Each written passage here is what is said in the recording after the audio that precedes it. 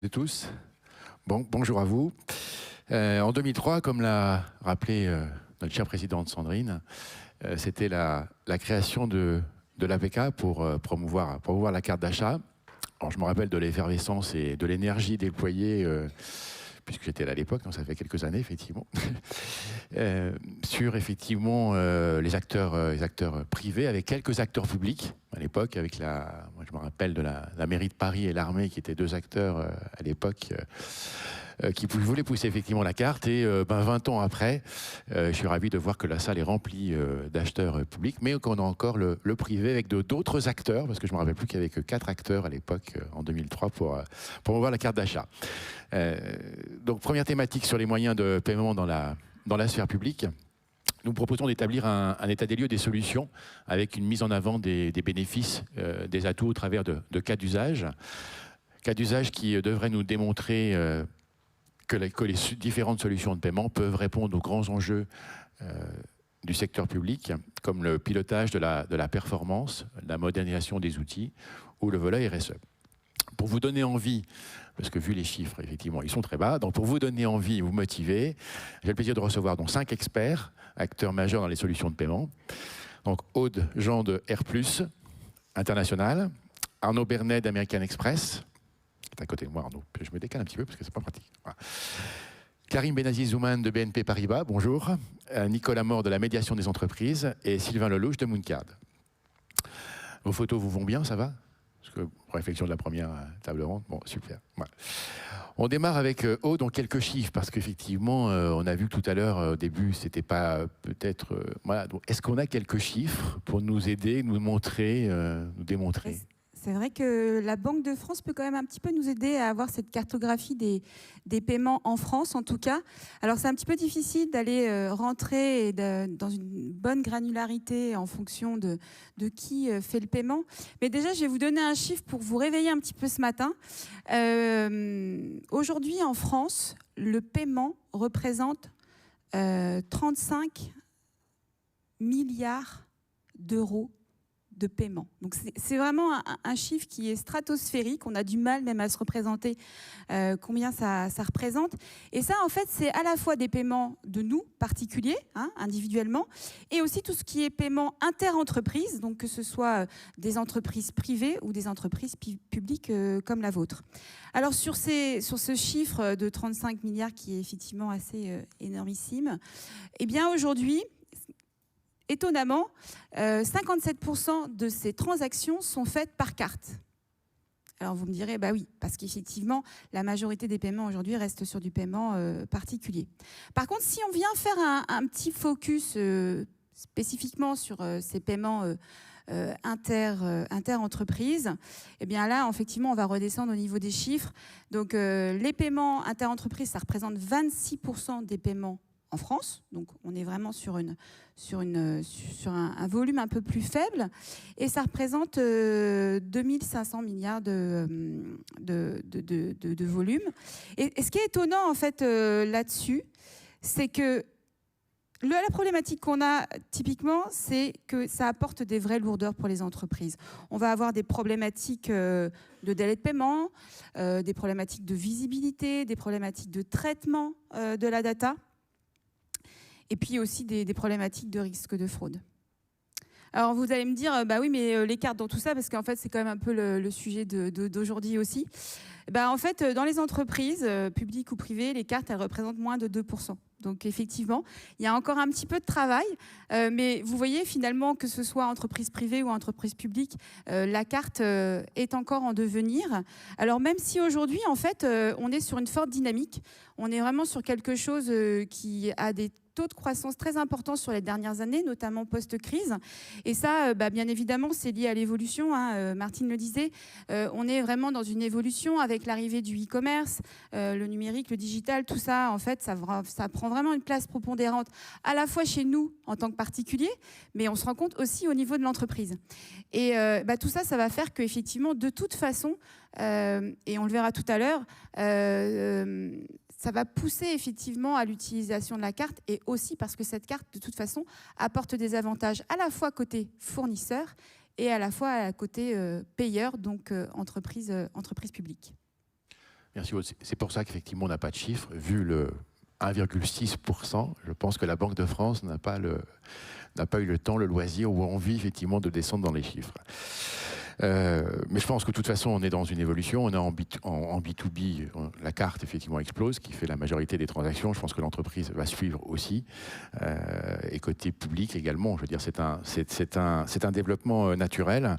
Et je vais reprendre effectivement ce qui a été dit quand on a préparé la réunion. Il n'est pas là, donc puisque c'était Guillaume, qui dit qu'on a la carte, c'est un super moyen de concurrencer le virement.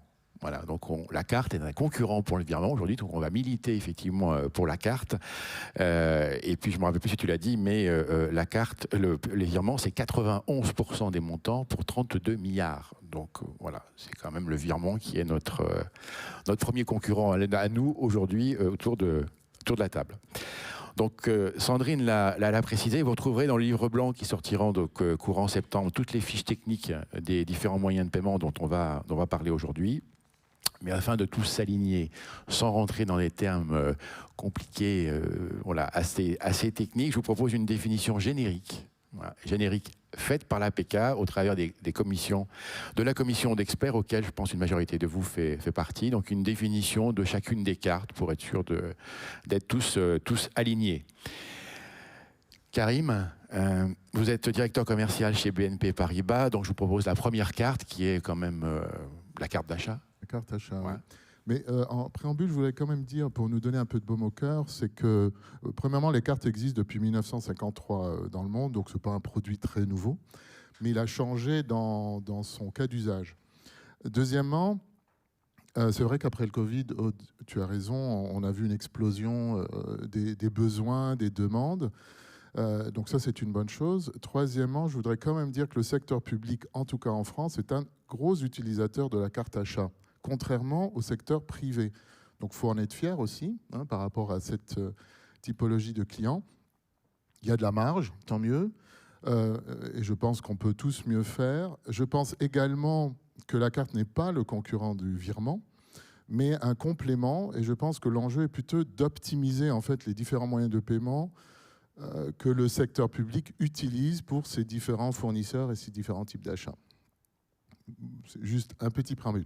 Alors la carte d'achat, comme son nom l'indique, elle est faite pour les achats traditionnellement de faible valeur et de forte volume en transactions ou en factures, selon ce que l'on veut observer.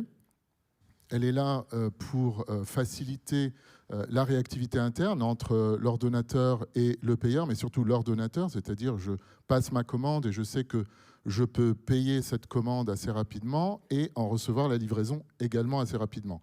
La réactivité interne est une notion qui existe dans le secteur public et également dans le secteur privé, puisque c'est un gage de performance de l'organisation. La carte achat est également, j'aime bien dire, un transporteur d'informations entre l'ordonnateur et le payeur, puisque c'est la dialectique qu'on essaie d'optimiser, raccourcir les temps, permettre au payeur d'avoir toutes les informations pour effectuer le paiement selon les règles, selon les budgets et tout ce qui s'ensuit. La carte d'achat a l'avantage de transporter, si je puis m'exprimer ainsi, toute l'information de comptabilité analytique jusqu'à même les éléments de la facture pour une intégration complète dans les systèmes comptables, Chorus et autres d'ailleurs. Longtemps, la carte achat a été dédiée aux petits achats, aux gommes au crayon ou la classe C selon la terminologie qu'on emploie. Même avant le Covid, on a commencé à avoir un glissement vers d'autres typologies d'achats, donc des classes B. Certaines entreprises aussi, qu'elles soient publiques ou privées, vont à payer avec des cartes achats, des achats beaucoup plus stratégiques. Et c'est vrai, encore une fois, dans le secteur public, tout comme dans le secteur privé. Ce que n'est pas la carte achat, c'est clairement pas une carte pour les déplacements professionnels. Ça, on est tous bien d'accord. Elle est hors déplacement professionnel. Hors déplacement professionnel, tout à fait. Merci Karim. Arnaud, vous êtes directeur commercial chez American Express. Donc on prend la deuxième carte, la carte logée. Voilà. On se répartit les cartes. Qui, elle, donc, est plutôt pour les déplacements professionnels. Voilà. Donc, bonne suite. Sans parler de préambule, mais donc moi j'ai la chance de pouvoir être ici parmi vous. C'était la dernière fois en 2019. On a fait d'autres sessions ensuite en ligne en 21 et 22. Donc je suis à nouveau ravi d'être ici en présentiel avec vous tous. Je suis en charge, moi, du secteur public pour Amex France depuis une dizaine d'années. Donc, c'est un secteur maintenant qu'on connaît bien et pour lesquels nos clients nous font confiance. La carte logée, qu'est-ce que c'est?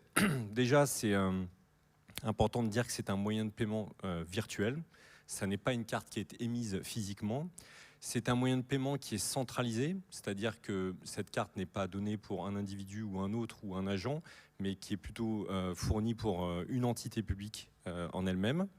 C'est une carte, donc, comme le disait Karim, qui est à destination plutôt pour régler tout ce qui est déplacement professionnel, l'air, le rail, location de voiture, hôtellerie principalement. Ensuite, comment fonctionne cette carte ? Et on viendra dans un second temps, je crois, Eric, sur la partie bénéfice de la carte. Comment elle fonctionne? En fait, c'est relativement simple. Amex va donc finalement émettre cette carte logée. L'entité publique et donc va loger cette carte, comme son nom l'indique, au sein de l'agence de voyage qui aura été choisie par l'entité publique. L'entité publique va faire des commandes de voyage auprès de son agence de voyage. L'agence de voyage, en contrepartie, va envoyer à son client, l'entité publique, les documents de facturation ainsi que le billet en lui-même. Ensuite, l'agence de voyage va utiliser cette carte logée pour régler le fournisseur final.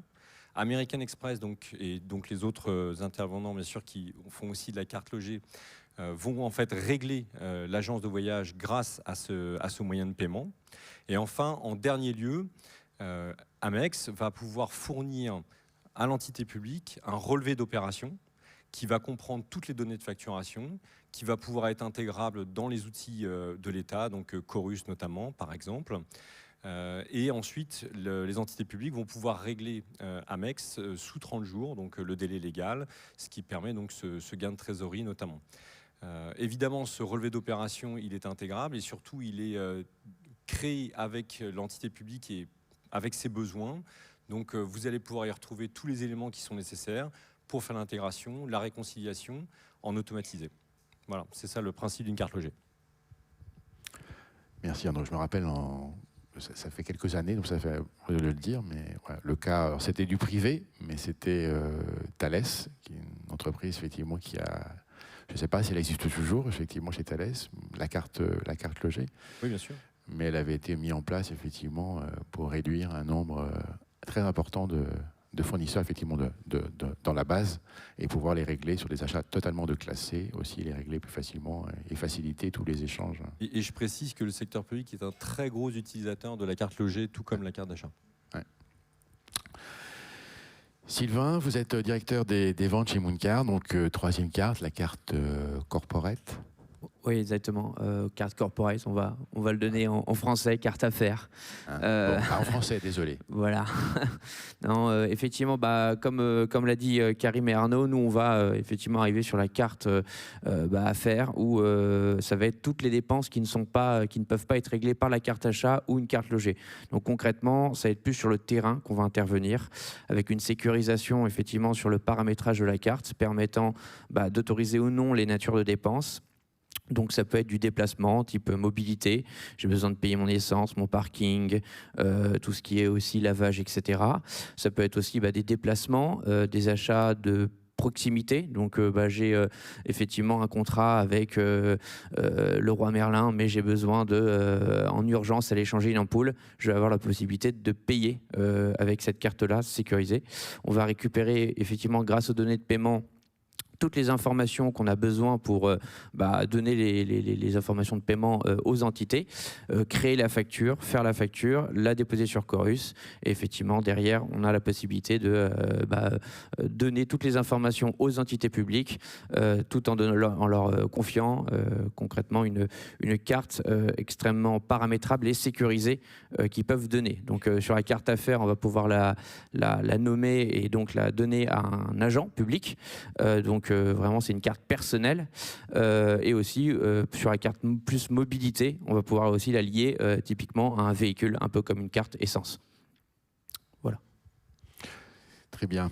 Aude, il nous reste la carte virtuelle, c'est celle que je préfère. Parce qu'on a dit que la carte logée n'existait pas non plus, donc la carte virtuelle, elle existe. Alors, Alors c'est un petit peu la petite dernière quand même, hein. Alors même si on se dit que, effectivement, je te rejoins Karim, la carte ça existe depuis vraiment extrêmement longtemps. La carte virtuelle, c'est une des cartes qui est arrivée la dernière sur le marché. Le principe, en fait, vous la connaissez peut-être tous à titre individuel, en fait, c'est qu'on va créer un numéro de carte dématérialisé. Et cette carte, en fait, vous allez pouvoir y associer et définir un montant spécifique et une date de fin de validité spécifique. Et en même temps, y associer un certain nombre d'informations, ce qu'on appelle des informations analytiques, par exemple, qui vont faciliter ensuite la réconciliation comptable avec le relevé d'opération que vous aurez. Cette carte, bien évidemment, elle est dématérialisée et elle va servir essentiellement à tout ce qui est achats digitaux, achats sur Internet. C'est dur à dire le matin à 9h. Achats sur Internet. Et en fait, ça répond à un vrai besoin parce qu'aujourd'hui, et on revient un petit peu sur les nouveaux usages comme tu le disais, c'est qu'on est aussi, et dans les entités publiques, c'est la même chose, on a ce besoin d'avoir un peu plus de réactivité. Et effectivement, quand vous allez avoir besoin très rapidement d'un bien, eh bien, effectivement, aujourd'hui, les sites marchands sont une commodité, un moyen de faire cette acquisition extrêmement rapidement, d'avoir une livraison rapide. Et on ne peut pas aujourd'hui, de toute façon, finaliser l'achat sans avoir ce mode de paiement de carte virtuelle. Donc cette carte virtuelle, en fait, elle apporte énormément d'avantages aux entreprises publiques. La première chose, c'est qu'effectivement, elle est centralisée. Donc, elle n'est effectivement pas individuelle au nom d'une personne, mais bien au nom directement de l'entité publique. Elle est sécurisée par intrinsèquement, hein, puisqu'effectivement, vous allez générer un numéro spécifiquement pour l'usage que vous allez faire, défini sur un montant. Donc, effectivement, vous avez aussi ce contrôle a priori qui est fait avant paiement. Et puis, je dirais le dernier point qui est clé, et je sais que ça rassure les organisations publiques, c'est la visibilité. Et ça, c'est clé, c'est que cette carte-là, eh bien, effectivement, vous allez pouvoir avoir en temps réel la dépense, les autorisations, ce qui est fait, avoir un reporting détaillé. Et puis, surtout, et c'est ce que je disais tout à l'heure, le fait que quand vous allez générer ce numéro de carte virtuelle, vous associez un certain nombre d'éléments complémentaires, d'informations, de données analytiques, vous allez pouvoir faciliter la réconciliation et donc avoir une bonne visibilité sur ce qui a été dépensé avec cette carte. Super, donc là c'est plus clair, je pense. J'espère. Alors, c'était pas on essaie de on reste aligné effectivement avec le livre blanc et les différentes fiches, les fiches techniques, donc qui sortiront au mois de septembre. Donc, il reste la carte carburant qu'on n'évoquera pas aujourd'hui parce qu'on n'a pas déjà de société porteur, mais je pense que tout le monde comprend l'usage de la carte carburant. Et puis, j'ai découvert qu'on pouvait intégrer ça dans la carte affaires. Donc, c'est une bonne nouvelle. Alors, Nicolas, c'est pour la dernière carte, la PFA. Pour ceux qui ne connaissent pas, ça va être une grande première. Vous êtes directeur général de la médiation des entreprises, alors qui, je le rappelle, parce que Laurent m'avait demandé, donc je fais passer le message, qui est rattaché au ministère de l'économie et des finances. Donc le PFA, c'est sympathique comme nom, paiement fournisseur anticipé, anciennement ce qu'on appelait l'affacturage, inversé collaboratif, donc n'est pas une carte. Voilà.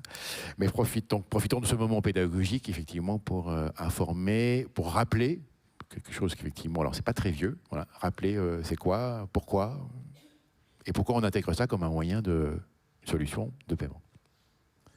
Oui, en effet, bonjour à tous. Ce n'est pas tout à fait une carte. Le paiement fournisseur anticipé, c'est un dispositif de financement court terme à la disposition des fournisseurs et sur l'initiative de l'acheteur, du donneur d'ordre.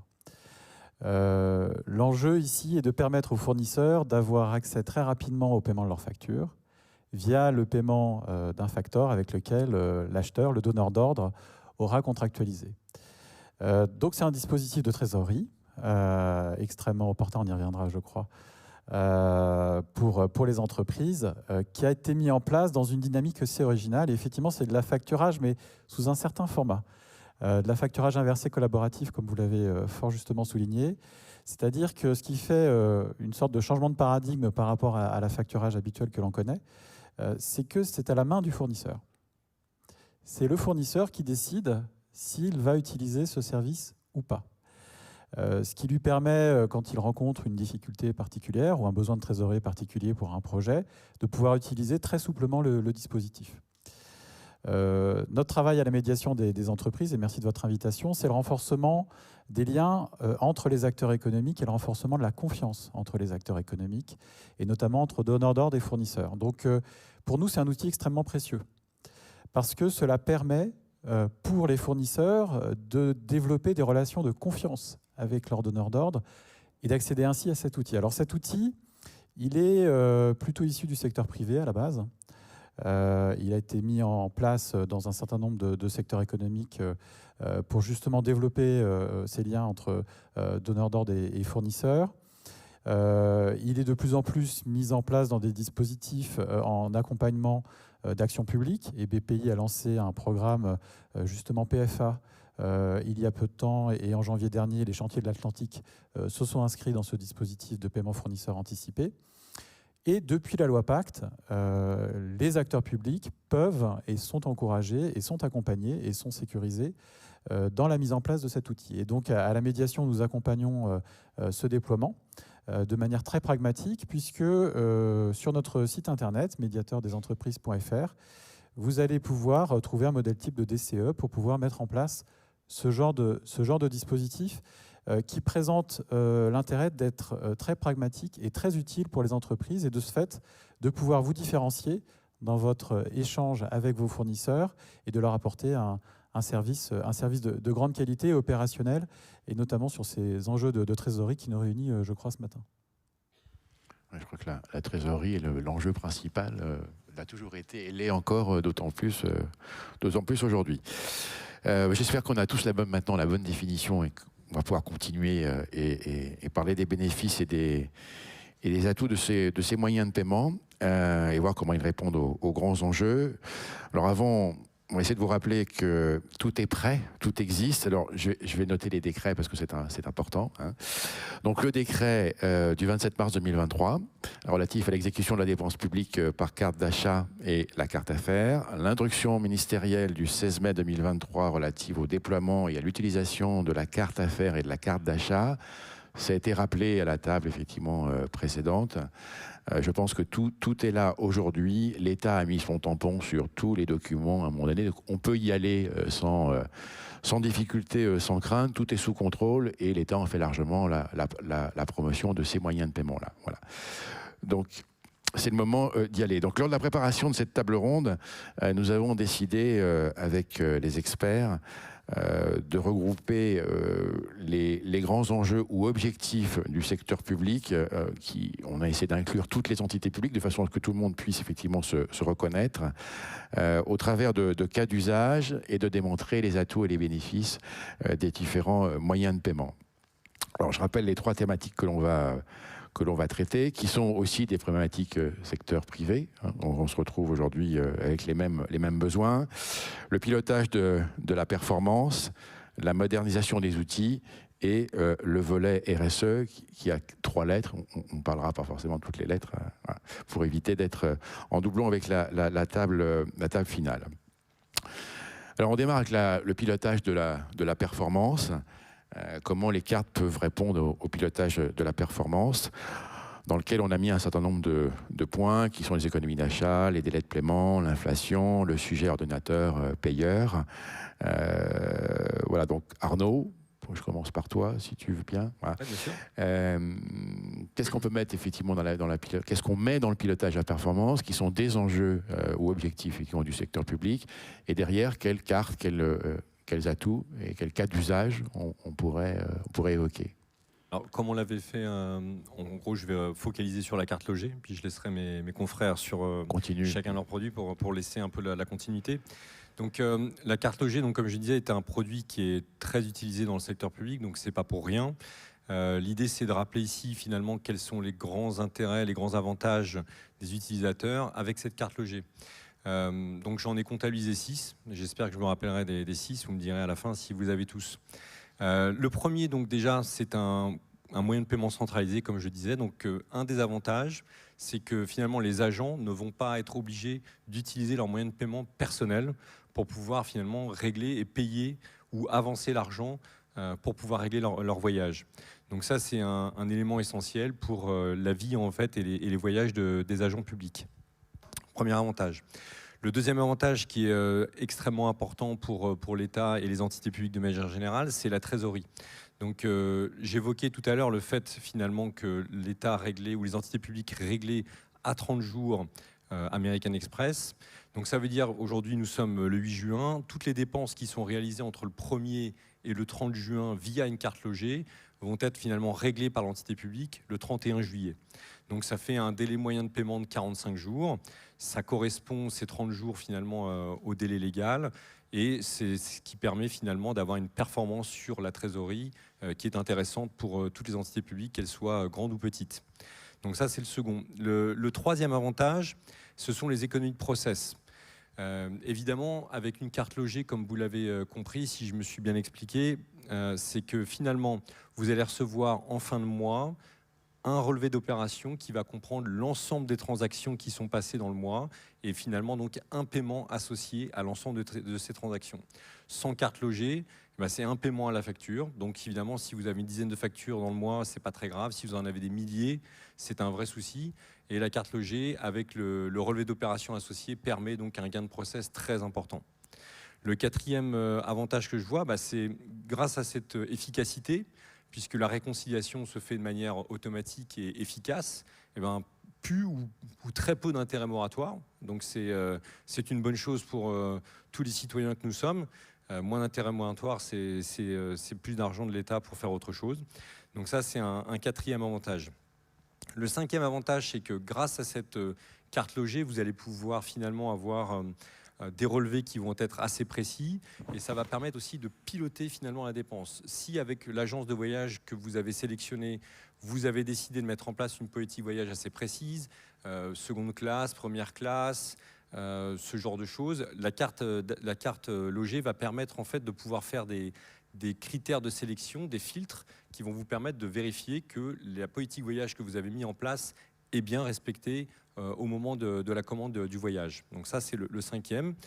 Et le dernier avantage, le sixième, finalement, on en parle assez peu, mais il y a tout un panel d'assurances qui sont associés avec cette carte d'achat, ce qui veut dire que les voyageurs, donc les agents qui voyagent au travers de cette carte logée, vont pouvoir bénéficier d'assurances, donc sans rentrer dans le détail, mais qui peuvent être utiles le cas échéant. Et alors, je vais continuer en parlant de l'agence de voyage, parce qu'il faut aussi savoir que l'agence de voyage voit aussi un grand bénéfice à être payé et finalement à utiliser cette carte logée. Et là, je vais vous en donner 3. Le premier, comme pour les entités publiques, c'est la trésorerie. Vous avez compris que vous, les entités publiques, vous allez payer à 30 jours American Express. Et en fait, nous, American Express, on paye sous 3 jours les agences de voyage. Ce qui veut dire que l'agence de voyage va pouvoir se concentrer sur son métier, qui consiste finalement à vous apporter les meilleurs tarifs, la meilleure réactivité sur les voyages que vous allez commander. Et ils auront pu à se soucier de la dimension trésorerie qui est prise en charge par l'acteur de la carte logée. Ça, c'est le premier avantage. Le deuxième avantage, c'est que comme il est payé systématiquement, il n'a plus de problème finalement de relance. On sait que ça arrive assez peu dans le secteur public, mais il peut y avoir des relances parce qu'il y a des paiements qui ne sont pas réalisés dans les temps. Et en fait, les agents de voyage n'ont plus besoin d'avoir d'équipe opérationnelle pour gérer cette problématique-là. Et le troisième avantage, c'est qu'il n'y a plus de risque, aucun risque de non-paiement pour quelque raison qu'elle se soit. Donc, de la même manière, lorsque vous êtes une entreprise de voyage qui peut être soit grande, soit petite, les entités publiques font aussi appel à des agences de voyage de petite taille, avoir l'assurance d'être payé à 100% des dépenses et sous 3 jours, c'est un avantage qui est très important pour elles. Voilà. Merci Arnaud. Est-ce qu'un de vous veut prendre la suite sur la partie pilotage de la performance pour montrer effectivement une carte cas d'usage? Oui, je veux bien. Quand on parle de pilotage, on parle également, je crois que le relevé d'opération est un élément très important, mais plus en amont, c'est également le paramétrage de la carte, c'est-à-dire les budgets que j'alloue à une carte, les fournisseurs que je permets à être payés par cette carte-là.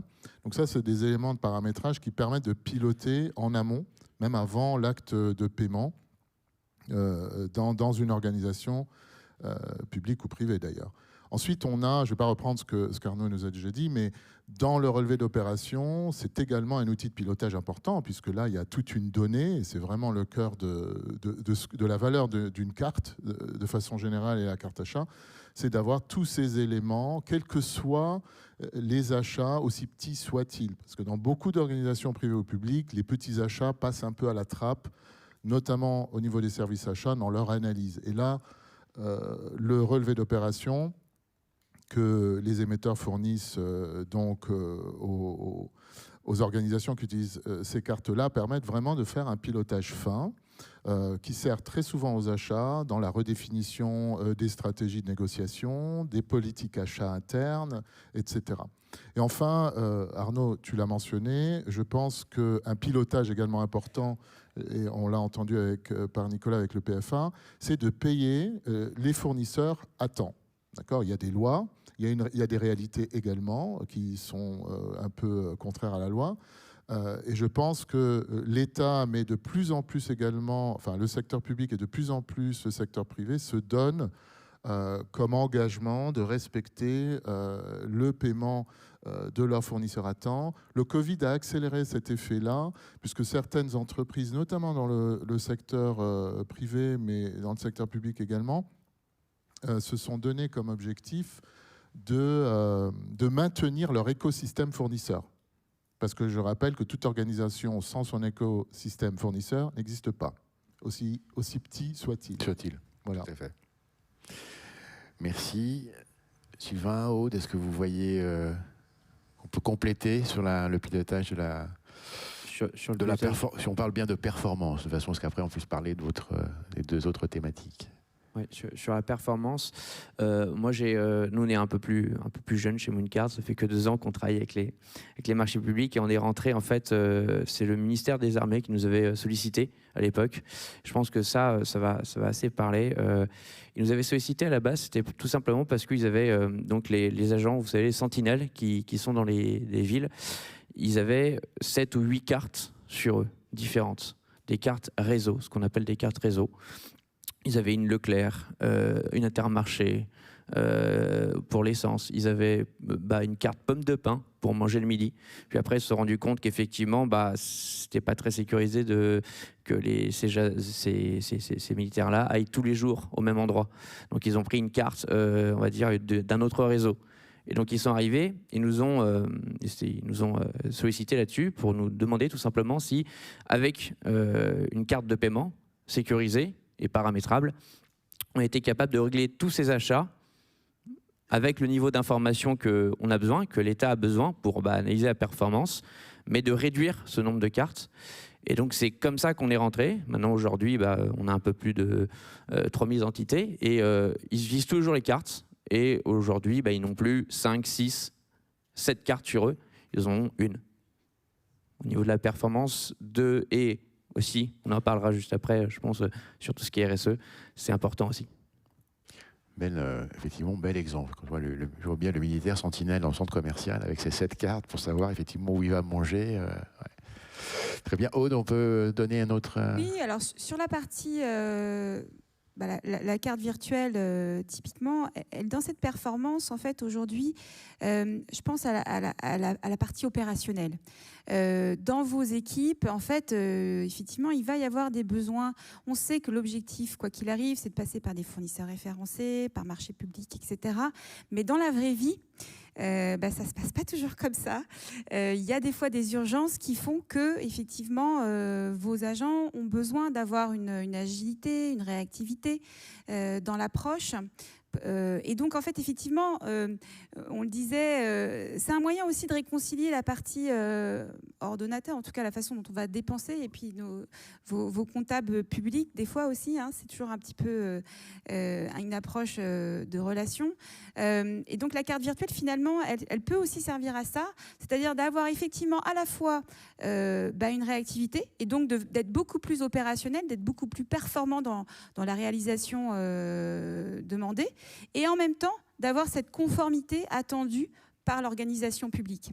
Donc ça, je pense que c'est aussi quelque chose qui est clé, parce qu'effectivement, on est dans le public, tout comme dans le privé, en fait, finalement, on a besoin d'avoir aujourd'hui, et nos nouvelles générations, on le sait, sont un petit peu aussi dans beaucoup moins d'anticipation. Donc on a besoin de cette réactivité, et c'est une réponse, en tout cas, aujourd'hui, dans un process qui se veut besoin de plus d'agilité. D'agilité. Nicolas, on avait parlé un petit peu tout à l'heure de performance sur la trésorerie. Je pense que le PFA, si on parle de la performance, ça va être la trésorerie qui sera performante à ce moment-là. Si on veut rester sur thématique. Oui, absolument. L'enjeu, effectivement, c'est la rapidité. C'est le fait d'être extrêmement véloce dans des délais qui courent très très vite et qui sont extrêmement sensibles pour les entreprises et qu'elles regardent quotidiennement. Donc la performance est clé. Alors le numérique et le digital, avant la pandémie, c'était déjà, dans le privé, dans le public, déjà dans les cartons pour beaucoup d'entreprises, mais là on a accéléré. On a fait effectivement une grosse accélération, et puis là on vient de prendre dans les derniers mois un virage avec l'IA, là, qui nous explique comment on va vivre éventuellement et ce qu'on va faire dans les prochaines années. Donc là, comment les cartes là maintenant peuvent intervenir sur la partie modernisation des outils. Hein. Je veux dire, les acteurs publics avaient déjà depuis longtemps commencé, on parle beaucoup de l'armée, mais c'était déjà la carte d'achat en 2003. Effectivement, à l'armée, qui est quand même assez partie, je pense, des entités assez novatrices dans les avancées. Donc comment tout ce qui est numérique, digital, aujourd'hui, peuvent nous aider à moderniser, et ces outils-là, c'est les cartes d'achat, nous aider à moderniser, réconcilier les nouveaux usages, la digitalisation. On a parlé d'agilité, d'instantanéité également, d'économie, moyens de paiement. Comment on peut, quels sont les atouts et les bénéfices pour la partie modernisation? Karim. Je veux bien prendre cette question. Je pense que la digitalisation va déjà dématérialiser l'ensemble des outils que nous utilisons. Donc la carte plastique va disparaître un jour. Ça fera plaisir à Aude. Certainement, on travaillera tous avec des cartes virtuelles, notamment dans des porte-monnaies électroniques. Et ça a plusieurs avantages. Certainement un avantage de sécurité, c'est-à-dire il y a un pilotage bien en amont, où dans l'organisation, des gestionnaires pourront créer des cartes, envoyer des cartes dans des porte-monnaies électroniques, en étant un peu plus pragmatique, mais également en bridant ces cartes. C'est-à-dire ces cartes auront, comme le fait aujourd'hui la carte virtuelle, auront des montants maximum, des dates de limite, ou ne pourraient être utilisées qu'avec certains fournisseurs. Donc ça permet vraiment de mettre en application la politique d'achat dès le départ, au moment de la création de la carte. Je ne reviens pas sur tout ce que la carte peut transporter comme information, évidemment, les centres de coûts, les codes projets et autres. Je pense que ça, c'est une partie qui est déjà bien en marche et qui va toucher l'ensemble de mes émetteurs. Chers collègues, je parle un peu au nom de tous les émetteurs, mais ce n'est pas un secret. La deuxième partie va être toute la connectivité en fait, entre l'émetteur, le client, donc l'organisation publique, et le fournisseur. C'est déjà bien en marche, mais on fonctionne encore avec des fichiers électroniques qu'on s'envoie par des canaux divers et variés. Je pense qu'il y a les technologies API qui se développent très fortement, où les connectivités vont aller encore plus vite, de façon beaucoup plus instantanée et sécurisée, évidemment, et permettra comme ça, entre ces différents, au moins ces trois parties-là, d'être en connexion instantanée, puisque le nerf de la guerre ici est, comme l'a dit Nicolas, la vitesse, mais aussi l'information, la donnée que les uns, la data, vous voyez, en bon français, que les uns et les autres veulent utiliser justement pour planifier, prévoir, contrôler, piloter. Oui, la data. Est-ce que l'agent public pourra avoir effectivement payé avec son smartphone Oui. C'est une possibilité, c'est pas la seule. C'est déjà le cas. Live, hein, ouais, complètement. C'est déjà possible de... Oui. Oui, directement. Et Ouais. maintenant, toutes les cartes, ou presque, ont la technologie pour rentrer dans des porte-monnaies électroniques. Donc, que ce soit une carte virtuelle, donc à usage unique ou à usage récurrente, Exactement. ou même une carte comme on a dans nos portefeuilles. Donc c'est déjà le cas aujourd'hui. Je veux dire, mon sentinelle paye avec son smartphone. Alors, prends eux, mon ils l'ont pas Sentinelle. encore pris. D'accord. Mais il On pourrait. y va doucement avec les... chaque chose en son temps. Mais on a en tout cas la possibilité, avec la technologie qu'on offre aujourd'hui, on a des clients privés qui le font. Donc la possibilité donnée, ils ne le font pas encore, mais on avance petit à petit. C'est juste un mot là-dessus. Et puis il faut se le dire, on le sait tous, sur tout ce qui est porte-monnaie électronique, nous sommes, quand je dis nous, l'Europe en particulier, la France en particulier, nous sommes limités à 2 ou 3 acteurs qui ne sont pas européens, d'accord, et qui permettent le paiement par porte-monnaie électronique. Il y a des travaux qui sont faits au niveau déjà de différentes banques en Europe, justement pour travailler sur un réseau propre européen.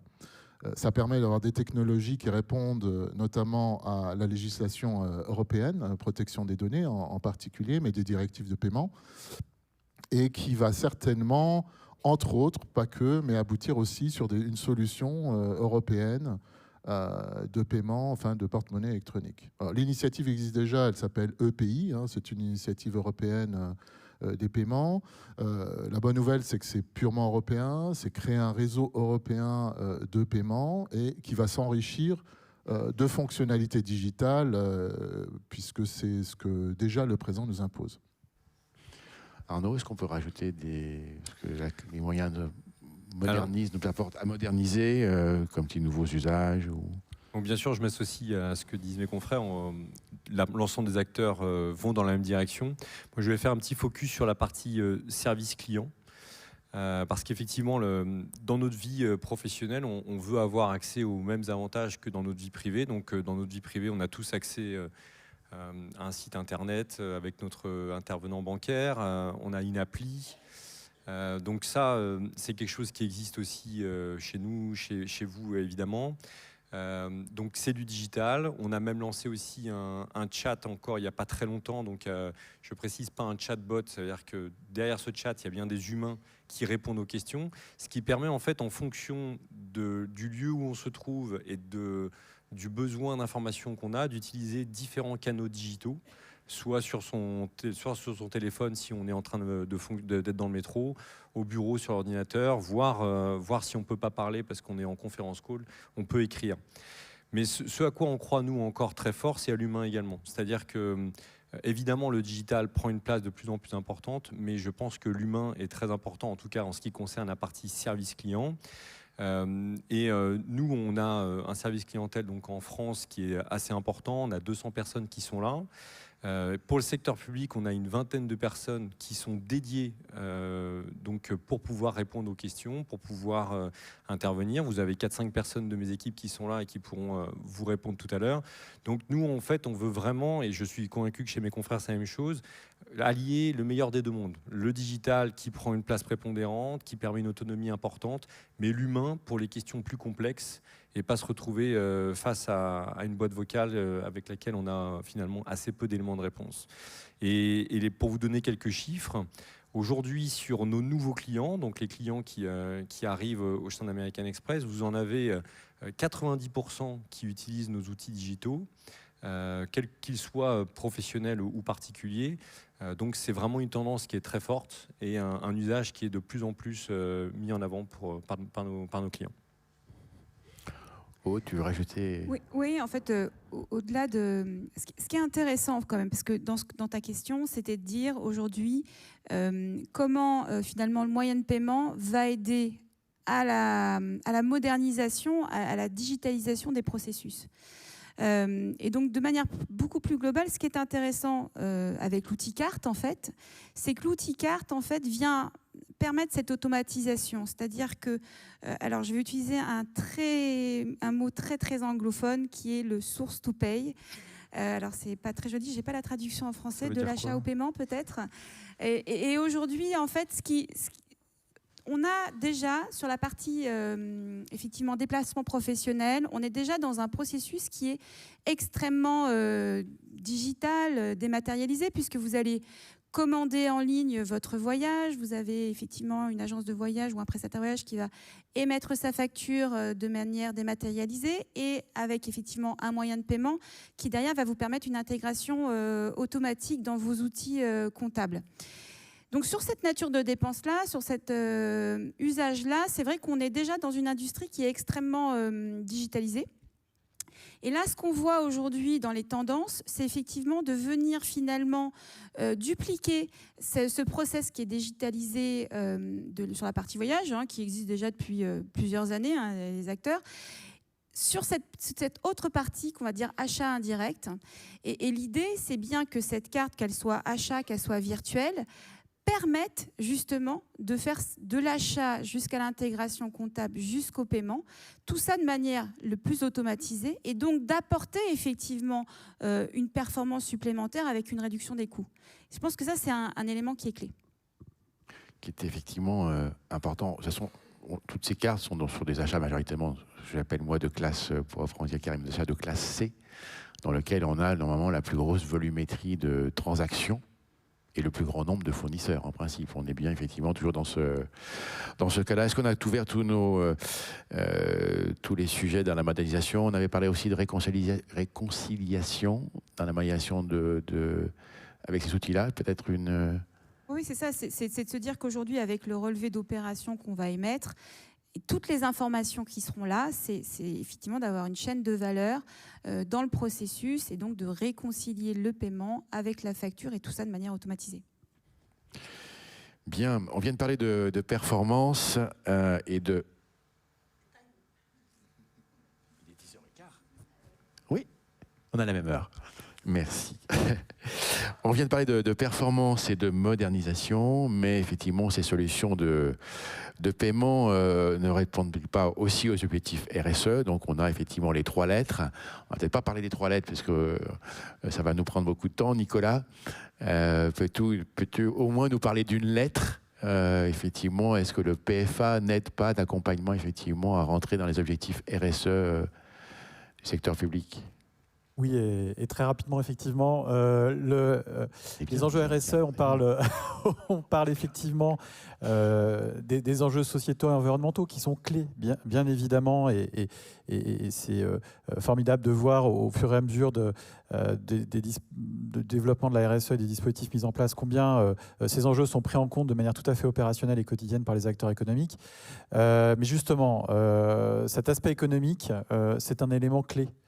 Parce qu'on peut faire des achats qui sont socialement, environnementalement responsables. Si au quotidien, les fournisseurs ne sont pas payés régulièrement dans les délais de paiement réglementaires, la relation ne sera pas évidente et l'achat responsable et durable sera malheureusement fragilisé.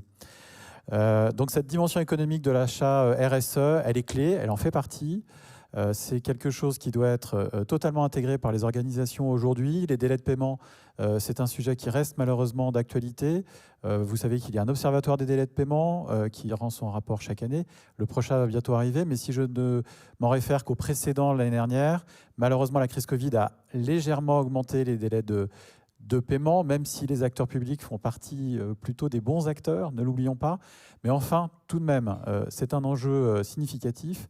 Et donc, dans la manière d'envisager un achat responsable, les enjeux de paiement constituent un élément clé de cet achat responsable. On avait également, merci Nicolas, on avait aussi parlé de tout ce qui était dans le volet RSE. On en parle beaucoup, la fraude, la cybersécurité, criminalité, tous ces sujets-là. C'est clé, en fait, tout ce qui lutte contre la corruption, tout ce qui est sécurité. En fait, finalement, la carte est aussi un outil. On sait que c'est un des objectifs de la RSE aujourd'hui. Et donc, c'est de se dire que la carte va participer justement à réaliser cet objectif parce qu'aujourd'hui, naturellement, et les cartes qu'on a présentées sont des cartes qui sont extrêmement sécurisées. Et donc, derrière, ça vient apporter de la visibilité à l'entreprise publique. Et voilà, c'est clé. Il y a un autre point qui intègre le paramètre RSE, et ça, c'est plus d'un point de vue RH, c'est le fait d'être une organisation attractive. Aujourd'hui, en fait, on sait que c'est compliqué d'attirer les talents, de recruter des nouveaux collaborateurs et se dire qu'on est aujourd'hui une organisation publique attractive, moderne, performante, c'est clé.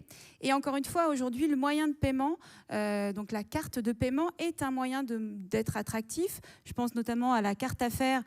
Quand vous êtes agent public, ne pas avoir effectivement à utiliser votre carte personnelle et de se dire que l'entité publique pour laquelle vous travaillez vous met à disposition un outil qui va vous faciliter vos dépenses, c'est clé, parce que vous n'avez pas envie d'utiliser votre carte personnelle et vous retrouvez effectivement à vous faire vos courses chez Leclerc le samedi et avoir exposé votre plafond parce que vous avez trop dépensé avec votre carte personnelle.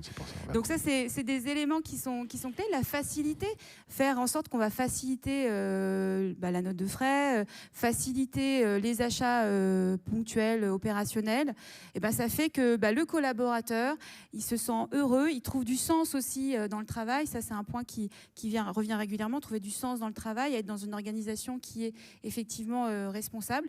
Donc voilà, alors ça ne fait pas tout, la carte, mais en tout cas, ça y contribue. Merci Aude. Donc, petit sujet technique, on a tous considéré qu'on avait 60 minutes pour donner envie de la carte. Par contre, on avait 45 minutes. Voilà. Donc on vient de dépasser de 5 minutes, je suis désolé Sandrine, effectivement. Donc je vais faire un petit peu la conclusion, j'en suis désolé, j'en suis aussi responsable, mais bon, 60 minutes, on avait bien besoin de tout ça pour...